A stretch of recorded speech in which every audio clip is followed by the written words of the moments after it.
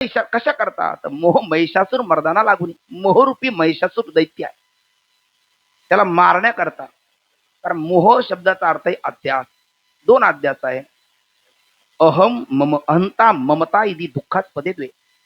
एक आहे देहाबद्दल अहम अध्यास आणि तत्संबंधी बद्दल मम अध्यास. आणि हा अहम मम अध्यास रूपी महिषासूर त्याचं मर्दन करण्याकरता निर्दळन करण्याकरता त्याची आत्यंतिक निवृत्ती करण्याकरता ती प्रगटली मोह महिषासूर मर्दाना लागून. आणि एवढंच नव्हे त्रिविध तापाची करावया झाडणी. एक आध्यात्मिक ताप, दुसरा आधी भौतिक ताप आणि तिसरा आधी दैविक ताप. अगदी सोपं बघा. जगद्गुरु तुकोबराय म्हणतात जळे माझी काया लागला हो नवा. हा आध्यात्मिक ताप आहे शारीरिक असणारा स्थूल सूक्ष्म देहाच्या ठिकाणी होणारा. कोपला पाटील गावीचे हे लोक हा आधी भौतिक ताप आहे. आणि दुष्काळे आटीला द्रव्य नेला मान हा आधी दैविक ताप आहे. अशा त्रिविध तापाची करावया झाडणी.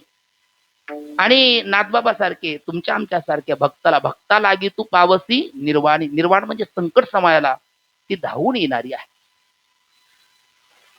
पांडुरंगे येईवो पांडुरंगे जीवाची जीवलगे येईवो पांडुरंगे. कौरवी पांचाळी सभे माझी आणली त्यावेळेला वस्त्र हरणे वस्त्री कैसी झाली माऊली. अशा निर्वाण समयाला ती धावून येणारी आहे. पण त्याकरता काय करावं लागतं? तिची भक्ती करावी लागते. किती दिवस करावी लागते? 9 दिवस करावी लागते. कशाद्वारा करावं लागते? 9विधा भक्तीच्या द्वारा करावी लागते असं बोलतात. 9विधा भक्तीच्या नवविध भक्तीचा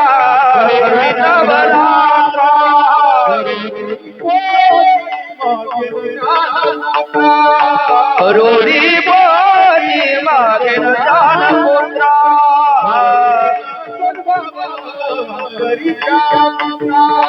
धरोनी सताव अंतरीचा मित्रा.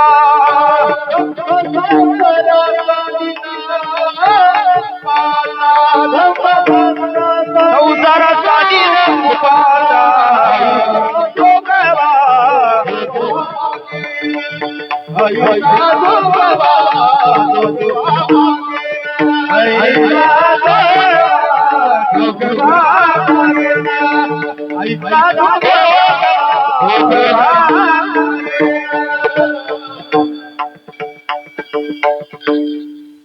ती प्रसन्न होण्याकरता निर्वाण समयाला धावून येण्याकरता काय करावं लागतं म्हणतात? तिची भक्ती करावी लागते.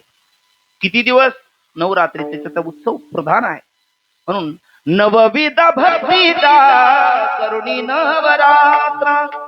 करुणी पोटी मागे न ज्ञानपुत्रा. धरीन सत्भाव अंतरीच्या मित्रा. दंभ संसाराचा न कुपात्रा.